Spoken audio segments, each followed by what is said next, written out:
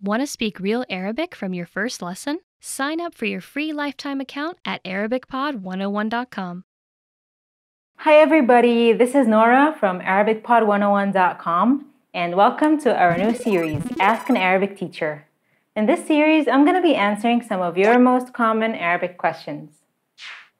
The question for this lesson is, which dialect of Arabic should I learn or focus on? The variant of Arabic you should learn depends on your goals and what you want to achieve using your knowledge of Arabic.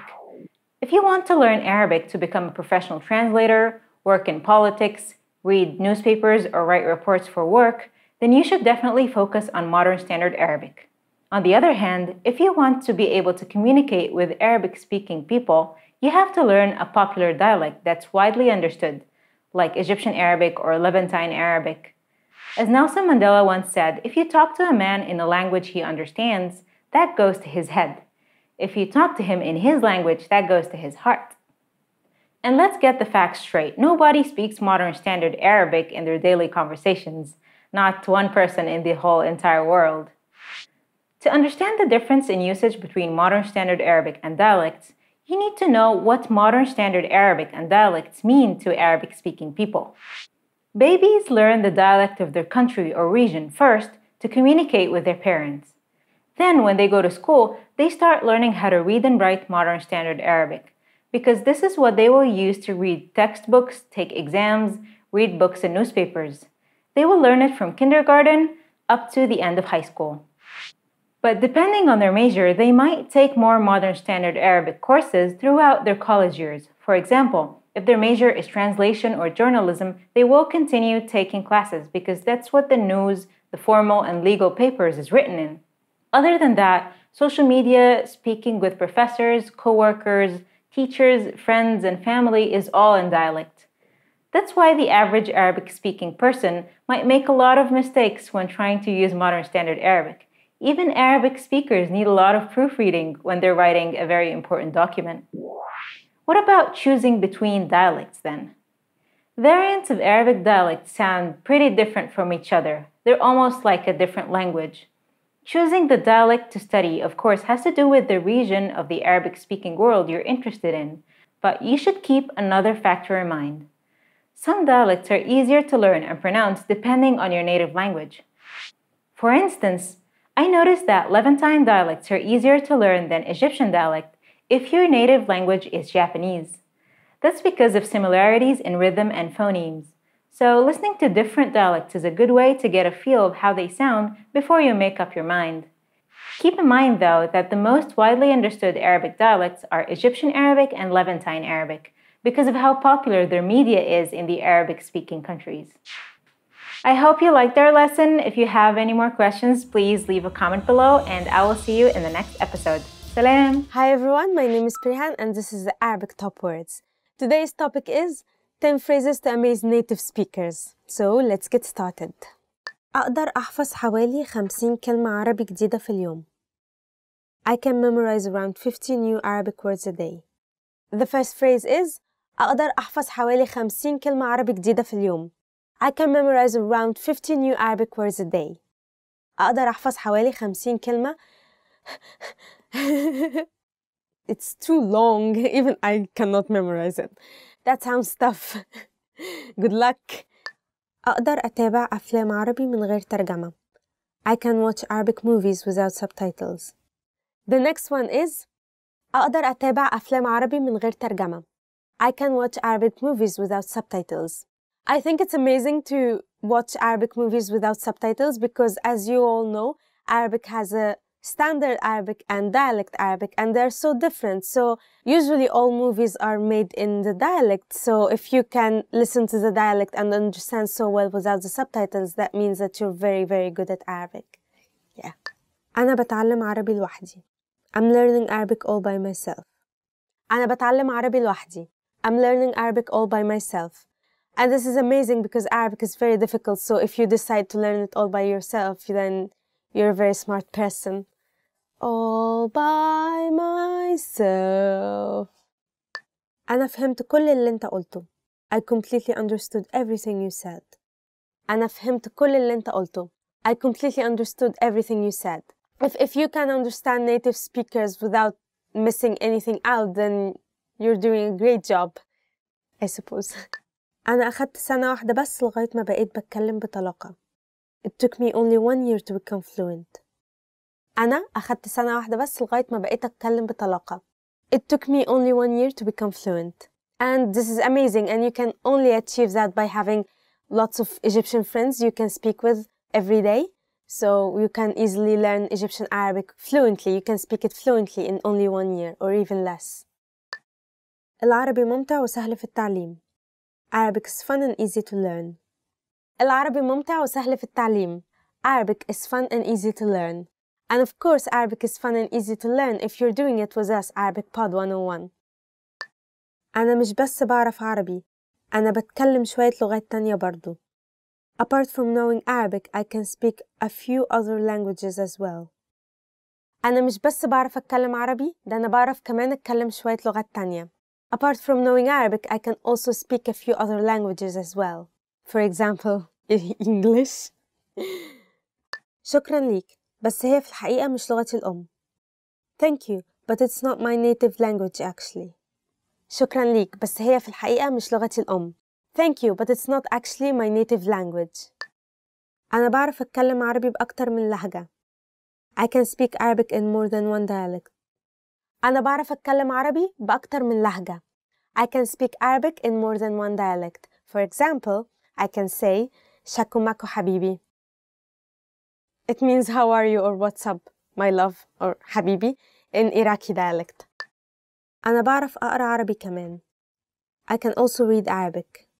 The next phrase is أنا كمان بعرف أقرأ عربي. I can also read Arabic. And if you would like to practice Arabic more, you will most certainly find your favorite books in Arabic translated. And that's it for today. What was your favorite phrase? Can you write it below in the comments? Don't forget to subscribe and comment, and visit our website, arabicpod101.com. Bye-bye. Hi everybody, this is Nora. Welcome to Ask a Teacher, where I'll answer some of your most common Arabic questions. The question for this lesson is voweling important? And where are the vowels in Arabic? If you look at an unvoweled modern standard Arabic text, it'll seem as if it's mostly consonants. Beginner Arabic learners might wonder how it's possible to have so many consonants in a row. The reason behind this is that most vowels in Arabic are transcribed in voweling signs and not as independent letters.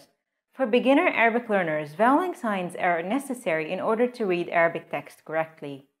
That means that you'll sometimes see words that look the same when they're unvoweled but have a different pronunciation. Let's see some examples for that. قل, say in the imperative form. قل, it decreased.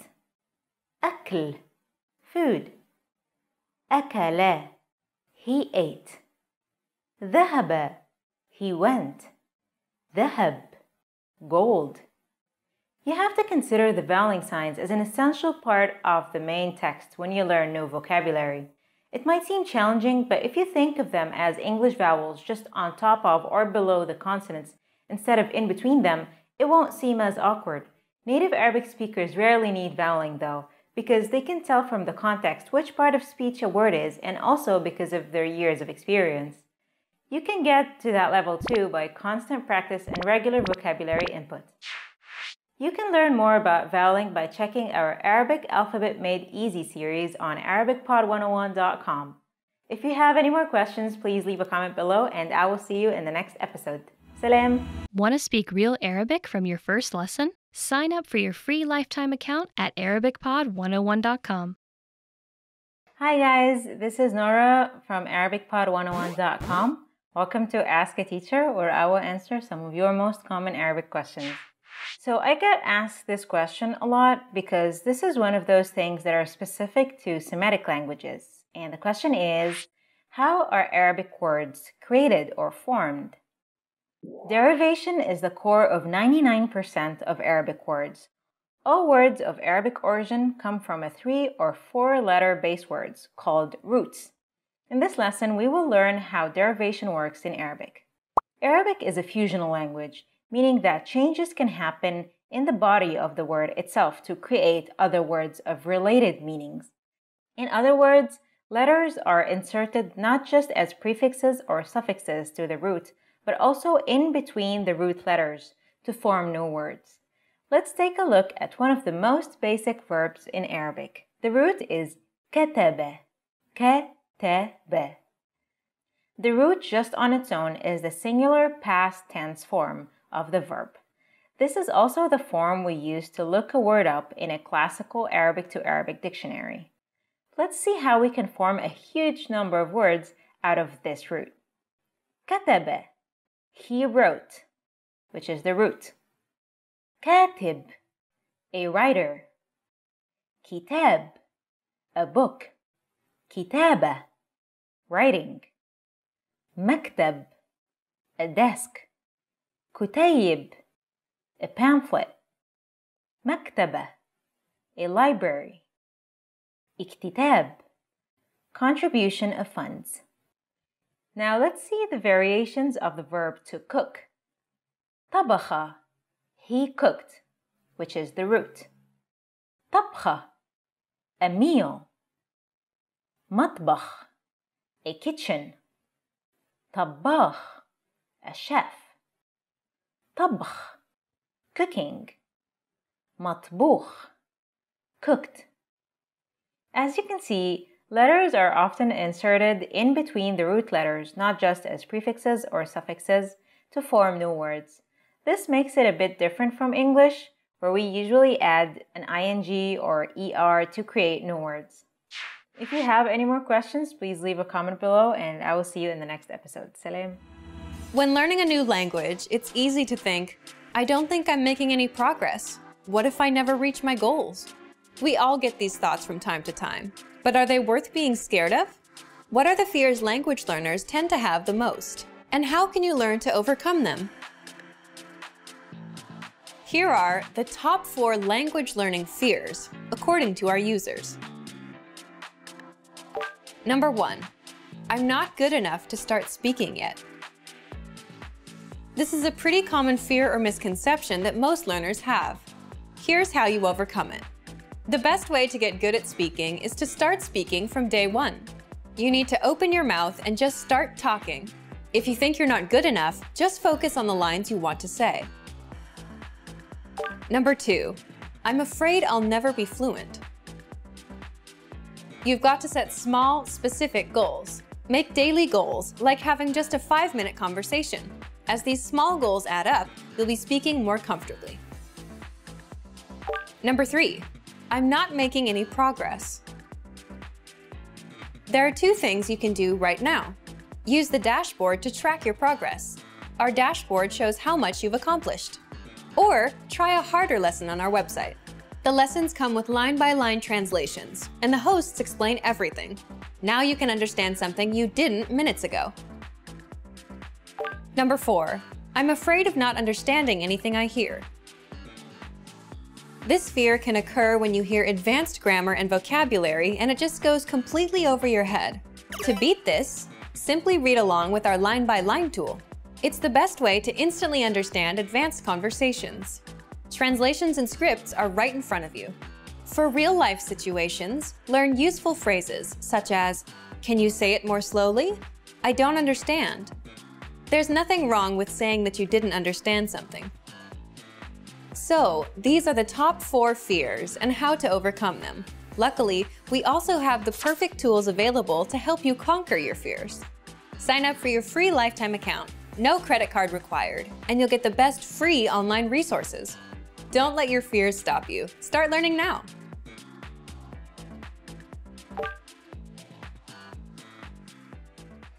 Hi everyone, this is Nora from ArabicPod101.com. Welcome to Ask an Arabic Teacher.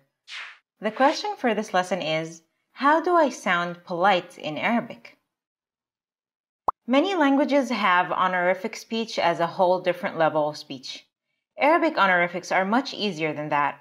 Much like English, Modern Standard Arabic, and almost all Arabic dialects have certain words and titles that you can add to sentences to make your speech sound more polite. First, let's start with honorific terms and see what they look like in action. The first one is min fadlik. Min fadlik. meaning please. Min fadlik is usually used with requests and orders. Adding min fadlik to any request will make you sound more polite and people will take you more seriously. For instance, الحساب من فضلك. الحساب من فضلك. The check, please. The next honorific term is لو سمحت. لو سمحت. Literally meaning if you may allow. This one means pardon me or excuse me. It's a little like min fadlik, but is more often used with questions. Adding it to any question you ask will make you sound more polite. For example, لو سمحت أين المدخل؟ لو سمحت أين المدخل؟ Excuse me, where is the entrance? The next honorific term is حضرتك. حضرتك, or in the Egyptian dialect حضرتك, is the polite alternative of you. Replace you with حضرتك or حضرتك in a sentence and you will immediately sound more polite. For example, أين أنت is the casual way to say where are you.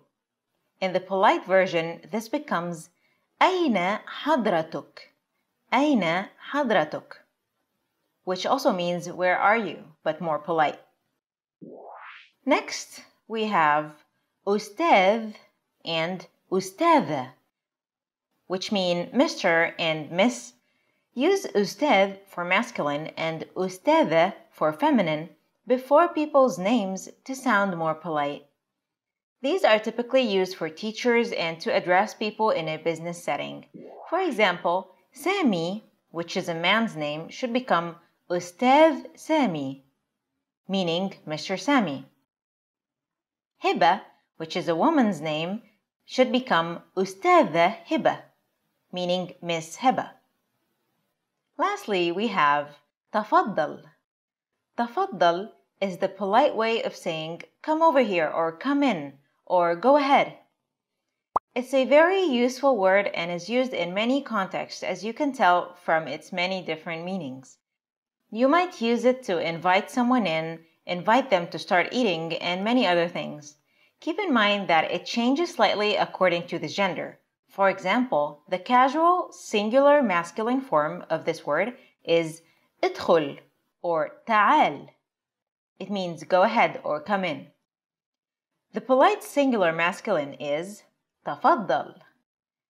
The casual singular feminine is ادخلي or تعالي. And the polite singular feminine is تفضلي. تفضلي. I hope you like our lesson. If you have any more questions about the polite form, please leave a comment below and I will get back to you as soon as I can. And I will see you in the next episode. Salam. Hi guys, this is Nora from ArabicPod101.com. Welcome to Ask an Arabic Teacher. The question for this lesson is, do you have any recommendations for Arabic media to watch or to listen to? One of the best ways to learn a language and have fun at the same time is to watch or listen to media presented in that language as a part of your study routine. That way you will hear how it sounds in a natural setting, and with time it won't feel that foreign anymore. First, you have to choose the dialect you want your media to be in. In this lesson, I will give you some recommendations for shows and media to watch or listen to make your Arabic learning experience more engaging than ever. First, let's see media for Modern Standard Arabic. As you know, Modern Standard Arabic is mainly used in the news. That's why most of the Modern Standard Arabic available online is news channels, websites, or radio streams. For that, I recommend BBC Arabic. You can read news on their website, watch the live stream, or listen to BBC Arabic radio on the go. Next, let's take a look at Egyptian Arabic media. This one is probably the most available online in the form of TV shows, movies, variety shows, and music. That's why there's so much to choose from.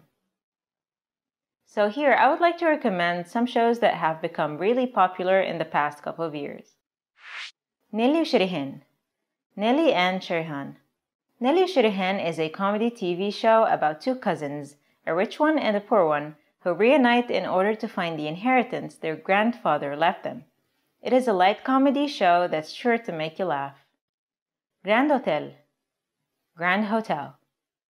Grand Hotel is the Egyptian version of the Spanish drama by the same name.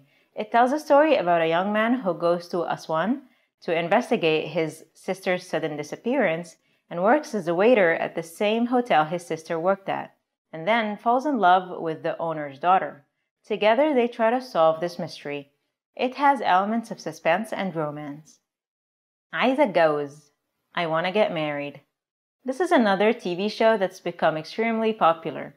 Originally a book by the writer Ghada Abdelal, it tells the story of a lady in her late 20s trying to find a good man and get married. She meets a different man each episode and hilarity ensues. عسل أسود. Molasses. This movie tells the story of a man who returns to Egypt after living most of his life in the United States. It's a comedy that shows the expectations versus the reality of living in Egypt. It's a good way to see how Egypt looks like from a foreigner's perspective, and it's also hilarious. Most of the shows I mentioned are available for legal streaming on YouTube. Next is Levantine Arabic media. Syrian Levantine Arabic is a popular variety of Arabic dialects. It's become even more popular in the past 10 years because Turkish TV shows became very popular in the Arab world and they are dubbed in Syrian Arabic. Some of the most popular Syrian dubbed Turkish series are أسميتها فريحة. I named her Fariha. A story of a young poor girl who goes to college on a scholarship and falls in love with a rich guy but hides the fact that she is very poor from everyone. العشق الممنوع. Forbidden love. This is a story of a young man who slowly falls in love with his uncle's wife. The good thing about Syrian dubbed Turkish drama is that they are very long. An episode is typically 2 hours long, and the series usually lasts for more than 60 episodes, so you'll need more than a lifetime to watch all of them. You can play them while you're working or commuting, and you'll start picking up words in no time. Now for Syrian shows. نص يوم. Half a day. A young man goes back to Syria to take care of his late father's business, where he falls in love with a young lady that turns out not to be the woman he was hoping for. Al-Arab, The Godfather. This is a Syrian version of The Godfather. There are obviously a lot of differences, but the story goes along the same lines. Another source of media you should check is Lebanese music. I definitely recommend listening to the Lebanese singer Nancy Ajram because she's absolutely adorable and popular. Also, the translated lyrics for her songs can be found very easily. So that's it for our series. I hope you liked our lessons. If you have any more questions, please leave a comment below and keep practicing Arabic. And thank you for watching. Salam.